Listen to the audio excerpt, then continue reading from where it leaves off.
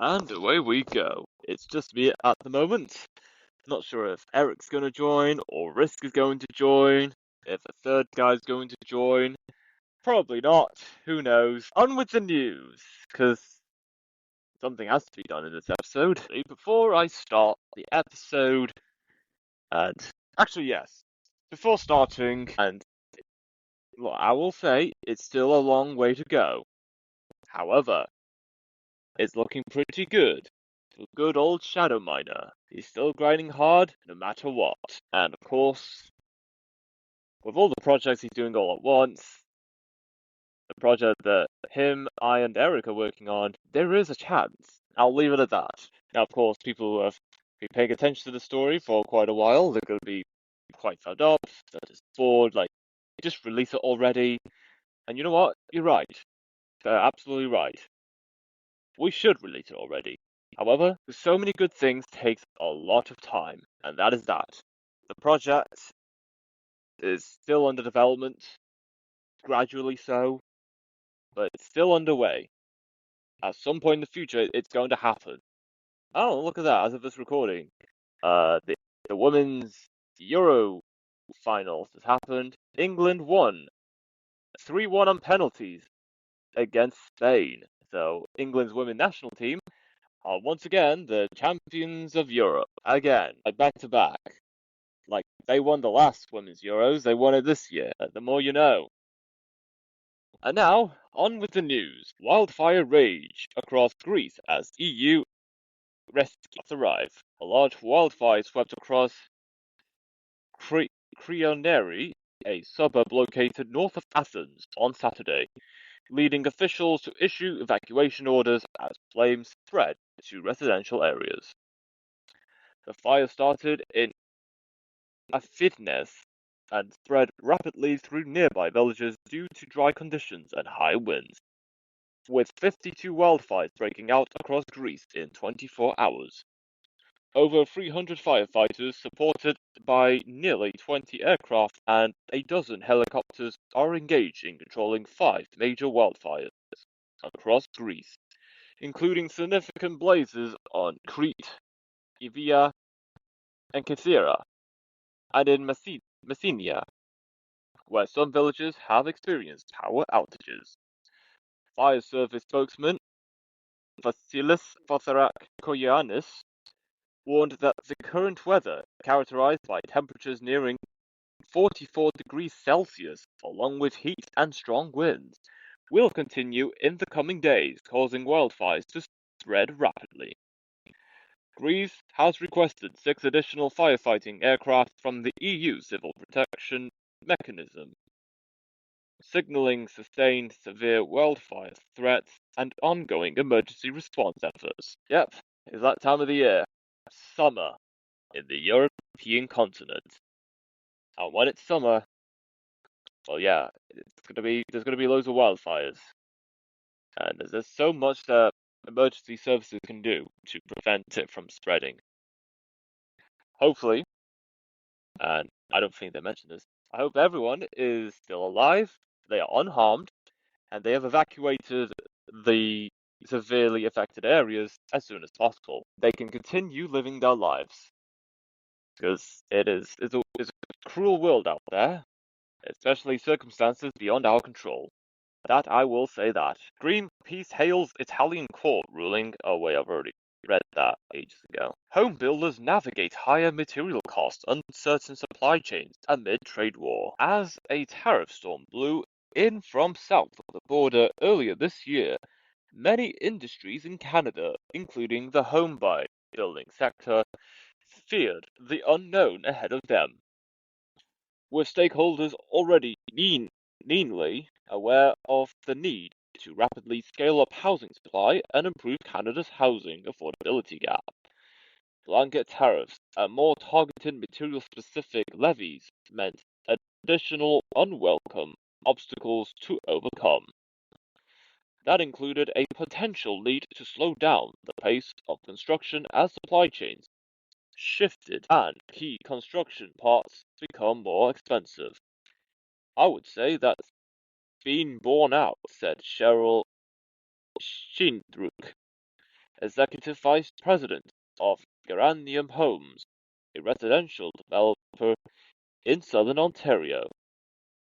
It's difficult to pinpoint what exactly is the cost impact, but we certainly can say that there is an impact in terms of business confidence and having materials when they need them in a timely manner. About 6 months after US President Donald Trump's return to the White House, many in the home construction sector say unpredictability persists across the cost and timing of obtaining the materials they need.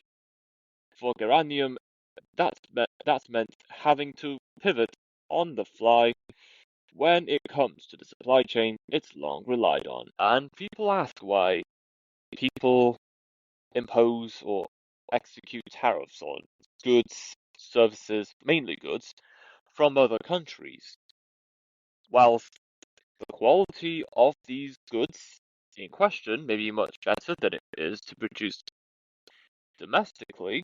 You can't always rely on importing resources from other countries in the event that there is an obstacle in terms of negotiating the deals to get those goods into the country, or if said country has declared that they'll no longer produce said goods and or exporting them to other nations. It's important that every nation has their own sector and are producing their own goods and services within their own domestic economy. In the event, international trade does not go in the favor of the countries in question. Whilst it's very worrisome that Canada is not doing so good, mainly across the board, I do hope that Canada will find a way, even if Canadian people may have arguments with what the current government is happening right now. I think at some point, even when the tariffs, which hasn't been imposed yet, do go ahead across the globe, each nation will have to find a way to continue with getting the goods that they want without having to rely on the bigger, powerful nations. As dire and concerning it may sound at the moment, countries will have to find a way at some point. And they will. They will find a way. And they have to. They have to too. They can't just do nothing about it. They have to do something. Parents seeking religious exemptions to school vaccines win reprieve in a West Virginia county. Exemptions from the West Virginia School Board's vaccination requirements for some students in Riley County have been granted. A Riley County judge issued a preliminary injunction today upholding Governor Patrick Morrisey's executive order to grant religious exemptions from the required vaccinations in schools in this case. The WV had defied the order and maintained the requirements. But after today's ruling involving a lawsuit by Riley County parents, their children must be allowed to attend school with an exemption as this case continues through the court system. Morrisey applauded the decision by Circuit Court Judge Michael Frobel, saying it is a step forward in the administration's effort to defend religious liberty. No family should be forced to choose between their faith and their children's education, which is exactly what the unelected bureaucrats on the State Board of Education are attempting to force West Virginians to do. My administration will continue to grant religious exemptions to compulsory vaccine requirements and uphold West Virginia's Equal Protection for Religious Act until this case is fully settled, Morrisey said in a statement after the ruling. Miranda Guzman, Amanda Tully, and Kylie Hunter are suing the West Virginia State Board of Education and the Riley County Board of Education after their children were denied religious exemptions granted under Morrisey's executive order. Now, people say it's straightforward, you just take the vaccine and just be on your way. However, on the other hand, I know that people who are religious, they're going to have their concerns and their perspectives about the effectiveness of vaccines. Although it's important to follow healthcare advice to the best of their ability, what if later down the line we find out that whatever medication or vaccination that was introduced and was given to anyone, regardless of age, turns out that it does more harm than the good it says they'll do. That's just It's just a perspective and opinions people will likely bring up. Nonetheless, it's important we do the best we can to continue living our lives, even if there is some kind of measure in place across education, corporate, creative sector, or whatever industry people are getting into. It is important that we look into what what healthcare is in place, and of course, always bring up any concerns anyone has about what is in place. Because surely, whatever it is that experts are doing, saying this is a requirement that you should do this in order to continue with that, there has to be a reason. And it does not matter if it's for good reason or a bad reason, or people just want to uh, persuade people to stick to a certain agenda or a state quota or status quo, and whatever the reason might be, a majority of people are not going to find that out until it is already too late. If, in the event there was any issues or concerns to begin with, it had already been too late by the time a majority of people find out about that. So, it is better to find out sooner than later. But if not, better later than never. So stay healthy, guys. Stay healthy to the best of your ability. Heavy rain around Beijing and across north and northeast China has killed 2 people and forced thousands to relocate as authorities warn of further widespread rain and risks of disasters, including landslides and flooding. Two were, two were dead and 2 missing in Hebei province. State broadcaster CCTV reported on Sunday, July 27th morning. Overnight rain dumped a record 145 mm per hour on Fuping in the industrial city of Biaoding. China's Water Resources Ministry has issued targeted flood warnings to 11 provinces and regions, including Beijing and neighboring Hebei, for floods from small and mid-sized rivers and mountain torrents. Floods and landslides affected many villages in the Miyun district of the capital, with the rural town of Fengjiayou the most severely impacted, and electricity and communications cut in some villages, CCTV said. More than 3,000 people have been transferred out of the area, Beijing News Radio reported on Sunday. The flow into the Miyun Reservoir has increased, hitting a record peak of 6,550 cubic meters per second. Beijing authorities said rain will intensify in most areas of the capital, with the expected cumulative rainfall in some areas nearby, including Miyun, reaching more than 100 mm over 6 hours. Beijing's meteorological observatory said low-lying areas are prone to waterlogging, it said. Beijing issued a warning on Saturday for geological disasters, including landslides and mudslides, after intense rainfall unleashed for a second time. A year's worth of rain on nearby Baoding. Wow, that is...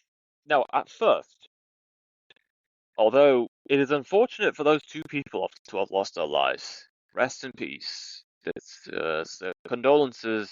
I send condolences to friends and family to those two people, whose lives shouldn't have ever been lost to begin with. But even that, I do wonder how would it be possible for two people to have lost their lives? Reading this article about the severity of the flooding, you know what? I start to see how that makes a lot more sense about not just the scale, but the impact it does to local areas. Now, I am glad that it is more lives have not been lost. I am glad that there's so much more people. There are many more people whose lives will continue for another day. It is a miracle that out of the thousands of people, that only two have only lost their lives, which that should never happen. Not to begin with, that shouldn't happen to anyone, regardless of the circumstances. But at least more people, at least that number isn't higher, which I'm glad that number isn't higher. So great. So it's unfortunate. So firstly, it is unfortunate for people in China. The floods. Wow, I didn't think that floods anywhere in the world could be that bad. But well, there we are. Now the more you know that if you ever think about how bad floods can get, look somewhere in Asia, maybe China, uh, Vietnam, Thailand, Philippines, anywhere in the Oriental Asia region where flooding is most likely to be horrendous. I mean, flooding can happen in other parts like Africa, Europe, the Americas, but wow, flooding in China, that is devastating. And imagine how much that flood affects those people's lives, like in the thousands or even tens of thousands. I really do hope that the Chinese does resolve the flood problem. They can clean up the floods, and hopefully those thousands of people who have had to be relocated, they can then move back into their homes and continue with life. Wow. And throughout that devastating flood, only two lives were lost. Very sad. Wow, what a miracle that number is not higher. So glad that much more people than expected are still alive. Hopefully, I hope it's zero. I hope zero lives are lost next time an incident like that happens. It's not guaranteed. It's of course more lives will be lost in natural disasters like that. But I'm glad that a lot of people are still alive today. And hopefully that still continues. Bob Geldof accused Israeli authorities on July 26, 2025, of lying about starvation in Gaza amid a humanitarian crisis. The crisis stems from an Israeli blockade that blocked over 6,000 aid trucks, including food and medicine, worsening Gaza's dire conditions. Doctors Without Borders called Gaza a genocide scene as malnutrition spikes and bodies accumulate, while aid access declines sharply.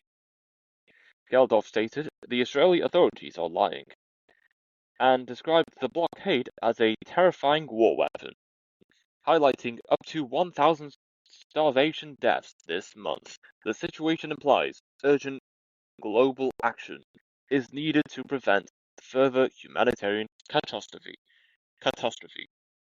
and end the systemic starvation of Gaza civilians. The malnutrition and starvation in Gaza than anything else. Like this has been going on for like at least 3 years.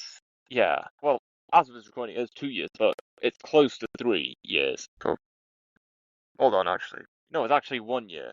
One full year. I think next October 7th of 2025, that'll be 2 years. Yeah. Okay, just checking. It's been nearly 2 years since what's going on in Gaza has been going on for. And look, I'm not just reading what sources and what the media is saying, but I have also looked on social media, and a lot of people I know too have been sharing stories on Instagram about how Gaza is in a state of malnutrition and how many children in the area are absolutely starving. And of course, there are going to be pictures on those Instagram stories looking at those young children, like how thin these children are. It is so painful. Not just physically, but mentally as well. I really can't stress this story enough than I currently do right now. I think in the stories on social media and whatever, or whatever mainstream media tells people, I think that says enough. And of course, Eric will say that he does not want to take sides, whether it be Palestine or Israel, supporting one side is supporting the killings of another side. I'll agree with him on that. Like, regardless, no matter what we hear from either side and how horrible it is, we cannot stoop to that level. Like, under any circumstance, we can never stoop to the level of those people that we say are horrible people. No matter what goes on, the world has to stay, everyone around the world has to stay strong in such dire circumstances. And now, I'm not gonna say if you have a problem with it, then go screw yourself. Like, although, although valid, I think there are better ways of getting that message across to people that may never ever be in that position, ever. But that does not mean we should not bring forward or address these issues at all. It's still very important. Like, what if we were ever in that situation? Not like it's gonna happen, but what if we were in that situation? What would we do in such times of desperation?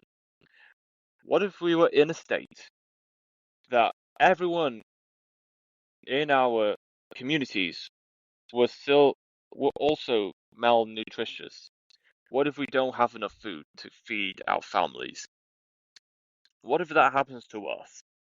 Again, not likely to happen, but if it did, what would we do?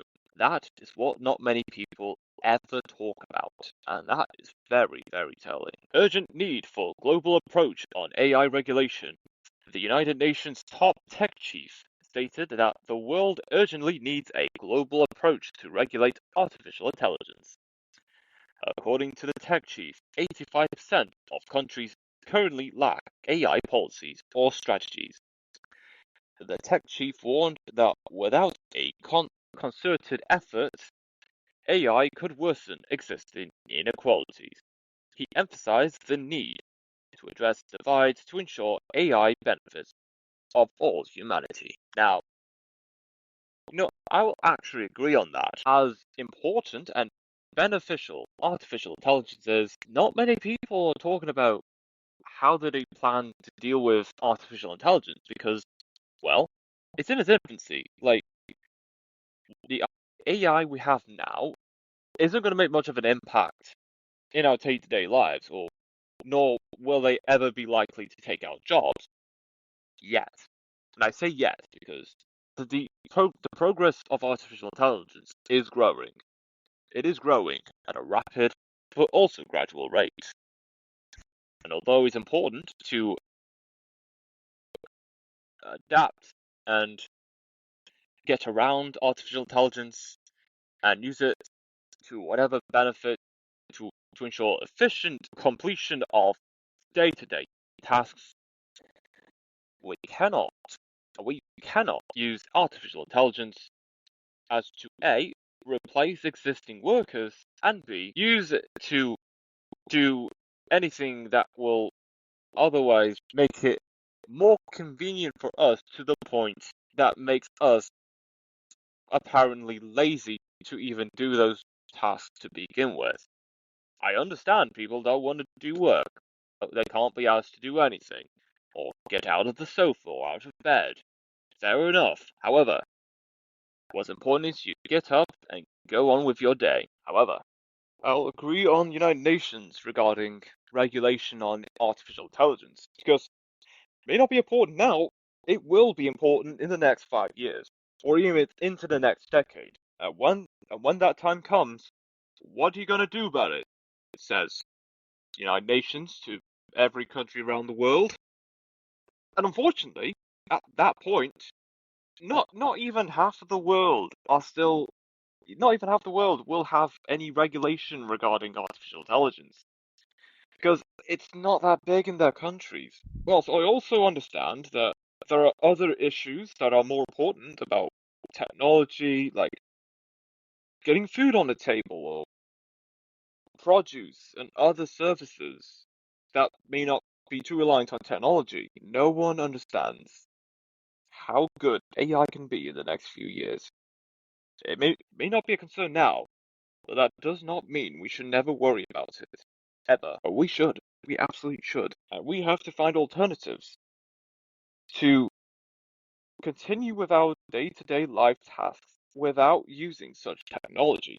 Because what if that technology goes offline? What are you going to do about it? I've learned this after my discussions with, and I think I've mentioned this, not sure which podcast, but I was discussing some idea for a system for a social media platform, and he makes very good points to that suggestion, which, although it wasn't full of my ideas to begin with, the point is, he really opened my eyes about how I should go ahead with continuing with my day-to-day life outside of artificial intelligence. Like, go to Google, Bing, DuckDuckGo if you have to. Maybe Edge.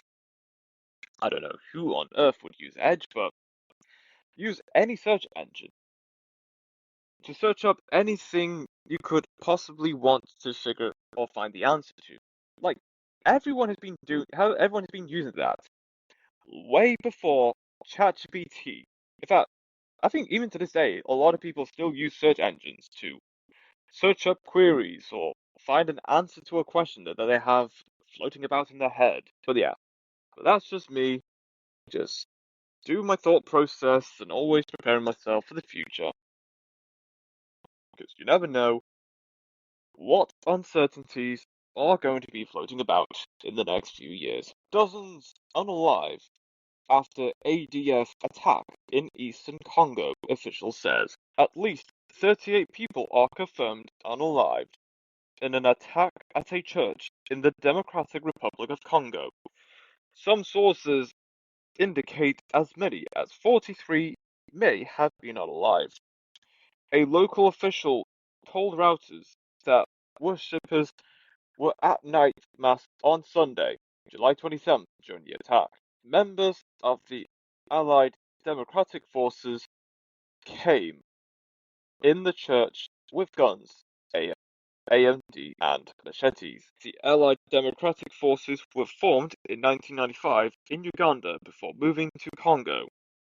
It established ties with the Islamic State in 2018, the US State Department said. The bodies of the victims are still at the scenes of the tragedy, and volunteers are preparing how to bury them in a mass grave that we are preparing in a compound of the Catholic Church. Diudonde Zahu, a civil society coordinator in Commander, said to the Associated Press. Added Sabu, we demand military intervention as soon as possible, since we are told the enemy is still near our town. Another attack in the village of Machongani took 5 lives.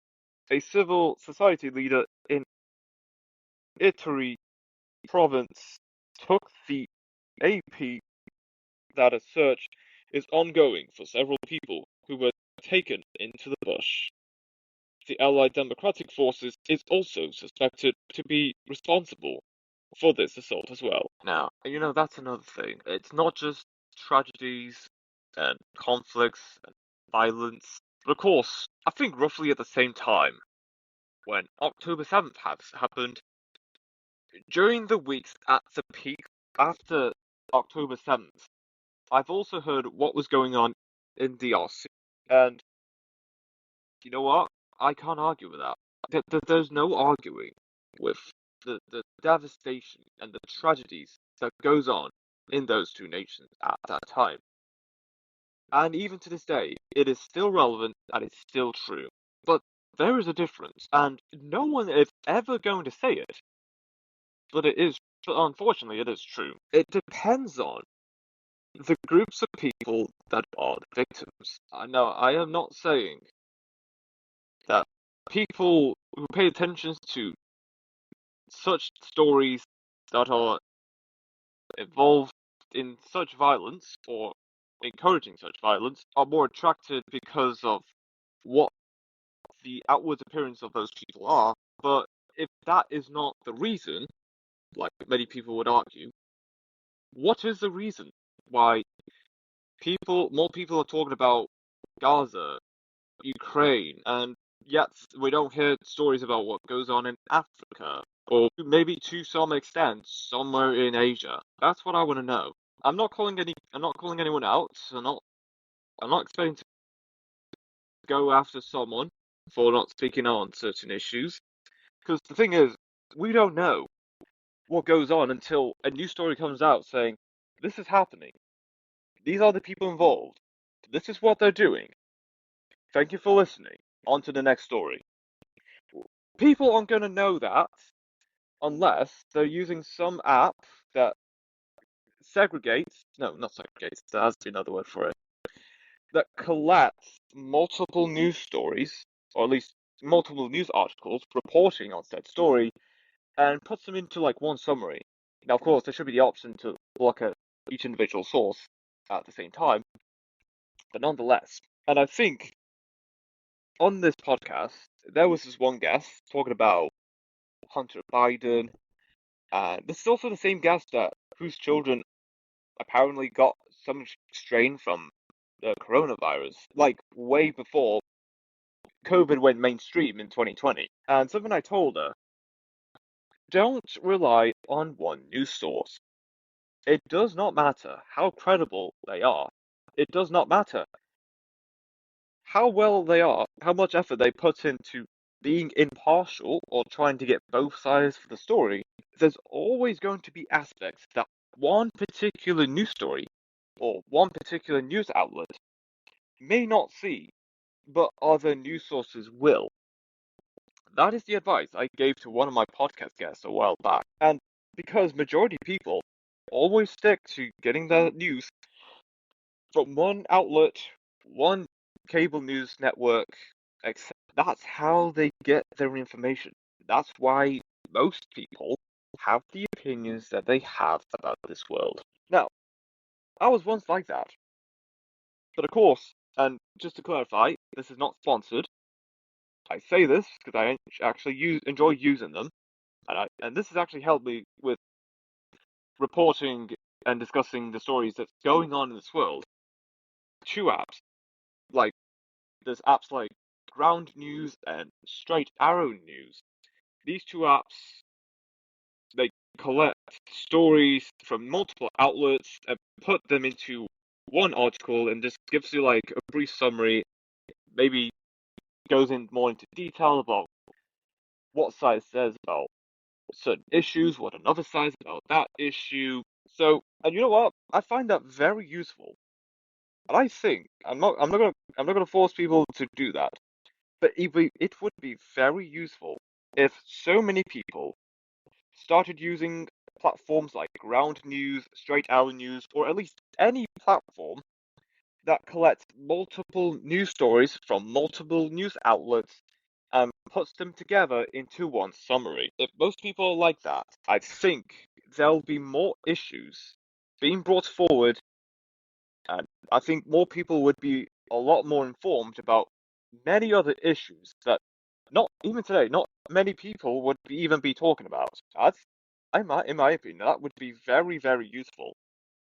But of course, right now that's not the case, and even if there are people trying the best they can to encourage such people to go down that route to get their information, I think they might be turned off right away because, well, and I don't want to antagonize anyone that even does this remotely. However, I think there are people that are just fixated to a particular style of how they consume information. It may not be true for everyone, but that does not mean that doesn't happen. It does happen. It just depends on who the person is and what the source they're reading from. But aside for all of that, oh yeah, I was reading about Congo, DRC. Yeah, it's just like I said about Gaza. What's going on in DRC? It's been going on for just as long, actually. Just as long. May not be longer, but just as long. And only few people are talking about it. I can't be too sure what the reason is, and even if there is a reason, no one is going to speak up on that. Because whatever's going on in the Congo isn't going to give people the same tendency or the same triggers as they are doing when they read about something in Gaza. Like, I mean, for Gaza, literally, malnutrition. Aid trucks are being halted. There isn't much support entering to provide for those people in that area when they desperately need it most. That is absolutely understandable. I just hope that even a fraction of it was at least applied to any serious and sensitive issue that goes on in this world. At least it gives people an idea of what's going on and also ways that those people can help out with the cause. Because again, if that happened to us, what would we do in that situation?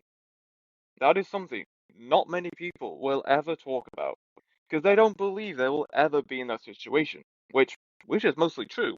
But that doesn't mean we shouldn't consider that. We shouldn't. That does not mean we should not put that into consideration. We have to do our bit to the best of our ability. And even if we try so hard, having all of that effort coming from one person is not going to be enough. It is a collective effort to support those in most need. That I don't think there's anything else I can say besides everything I just mentioned about supporting, raising awareness. I think a lot of us get the idea by now. It can't be any more clearer than it is right now. And you know what? If there's people I'm sick and tired of hearing this, fair enough. I understand that as well. Even I got sick and tired of hearing about these stories. But of course, the reason why you still hear about it is because it's still ongoing.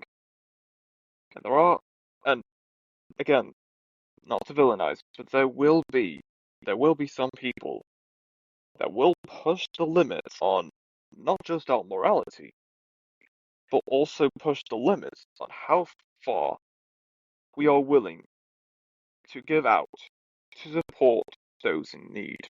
And you know what? It is kind of working to some extent, but none of us should ever be in that position. No one should ever be in such devastations. And of course, that's going to get very tiring very fast, but that just comes to show. It just shows that there's always going to be good and there's always going to be bad in this world. MLS suspends Lionel Messi and Jordi Alba for skipping All-Star game. Lionel Messi has been suspended for one game after skipping the MLS All-Star game without prior approval, according to the league. As a result of his suspension, Messi will miss Inter Miami's match against FC Cincinnati on Saturday. Jordi Alba is also unavailable for the match due to missing the All-Star game.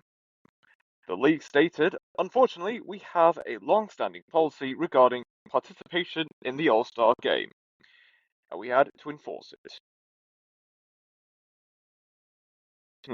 Well, where do I begin? I don't have strong opinions about the MLS, the Soccer Football League in the United States, but I feel like this was going to happen anyway. Lionel Messi is one of the greatest soccer football players of all time. If he wants to, and given the punishment that he will get, which is missing out on one MLS game, he could take it. It does not bother him in the slightest. He doesn't give a damn. He is the GOAT of soccer football. He doesn't give a damn about what punishment is going to happen to him. He knows the influence that he gives to the team that he plays for and the league that he's competing in. So, of course, he's not going to take part in the All-Stars MLS game. He is in the top 0.1% of players. He does not give a damn. And again, it's a one-match ban. He's going to be able to play in the next MLS match, so it does not even matter. And adding to that, the MLS also knows how important it is to have Lionel Messi in their league. Like, hence why he was even selected to be in MLS All-Stars to begin with. Not just for the performance he gave, but also the attention that he brings. So, that's all I can say. I think everyone else in the soccer football world would likely say the same thing. He's a big, he's more than a big player. He's one of the best. If he gets banned for one match, doesn't matter. He can play for the next one after that. And yeah, just continue with his career like nothing ever happened. So what? Like, this story means absolutely nothing. Life will just go on. Messi don't give a damn. He continue with his football career as he will, regardless of what happens to him. Because MLS knows how important that that him as a brand and his performance are to the league and the team that he plays for. There is no arguing with that. 3 spectators killed in rally accident in France. Oh dear. 3 spectators were killed in central France on Saturday after a car veered off the road during an auto rally. The 22-year-old female driver and her 51-year-old co-driver sustained non-life-threatening injuries, according to prosecutors. The rally, organized since 1965, had attracted 167 teams for its 32nd edition before the tragic accident occurred. So, firstly, so glad that they're still alive. It's unfortunate what injuries they got, but at least they're still alive. Thank goodness for that. Secondly, now I don't pay attention to auto rallies or what event is this? I need to check. I don't know what sport this is called, but although I don't pay much attention to this, I mean, given it's been going on for like 32 editions, 30 seconds of the years, not how often, but for 32 editions, there has to be some safety measures and regulations put in place to ensure no one, regardless where people stand or who's involved, gets injured or get any injuries. Well, I hope those two do recover quickly, and hopefully the organisers they will learn a lesson from this, and they'll do the best they can, hopefully, to ensure nothing like this ever happens again. So wait, hold on a minute. So the headline reads: 3 spectators killed in rally accidents. So yeah, description: 22-year-old female driver and her 51 co-drivers sustained non-life-threatening injuries, according to prosecutors. Okay, so the 2 people in the vehicle, they have injuries, but they're still alive. However, 3 spectators who were watching says that they're no longer alive. Okay, now I understand. Oh my gosh. Yeah, yeah. This is no joke. This is no laughing matter. This is how you cannot organize events if there aren't safety measures in place to ensure no one gets injured or even killed. That's outrageous. I know it's a lot saying that for 3 people they're no longer alive, but it does not matter about how many people are not alive anymore. People's lives have been lost. They have families. They're going to be grieving about this. What if that happened to us? No one will know. We're not going to know if we would ever be in that position, or if we know people in that position. But regardless, well, rest in peace to those 3 spectators. I send condolences, deepest condolences, to the friends and families to those spectators. And As for the two, well, as for the driver and passenger of the vehicle, well, firstly, I hope they recover from their injuries, and of course, they get a suitable punishment for the lives that they have costed. No one should go through that. That is outrageous. Absolutely ridiculous. 7 ways Netflix Assassin's Creed TV show could succeed. A decade after the Assassin's Creed film failed to start a screen franchise, Ubisoft is hoping to rewrite history with a new adaptation of its hit video game series, and this time it will be a Netflix TV series.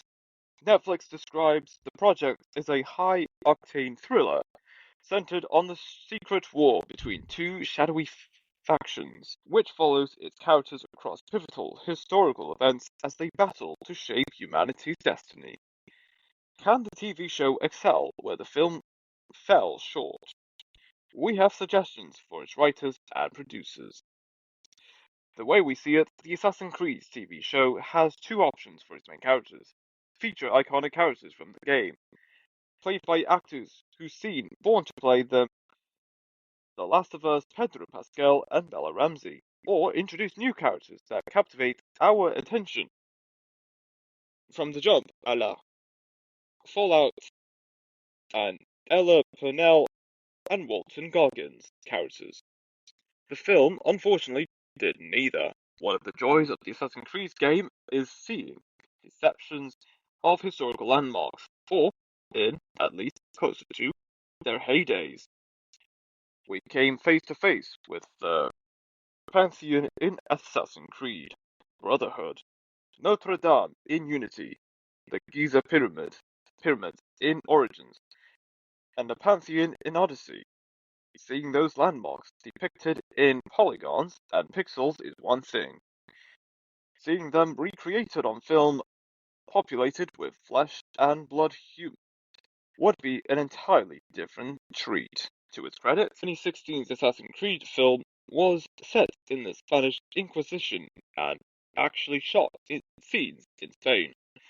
Netflix TV show should also film in whatever real-world setting it depicts, barring that its cast and crew could film with the same virtual production methods that make the Mandalorian sound stage look like any number of intergalactic locations. But the Assassin's Creed team should be forewarned that viewers' visual effects standards are getting higher by the day. Wow, so much going on for the Assassin's Creed film. Wow, there's so much going on for the series. Well, don't have a strong opinion. I do hope it does. I hope it does very well. Like very, very well. I want to see clips, edits, and even soundtracks from that movie across social media, because there has to be something for the culture. Even if people don't want it, if people aren't too fussed, or at least people have complaints about the culture today, give people a reason to be part of something that not many people will ever get to experience again, or at least people who have lived it. But having gone through that, it is unique to them, once in a lifetime. That's just me. That's something I want. Otherwise, well, let's just see how this goes. I hope it does well. And there is more than what meets the eye. And that is it for the episode.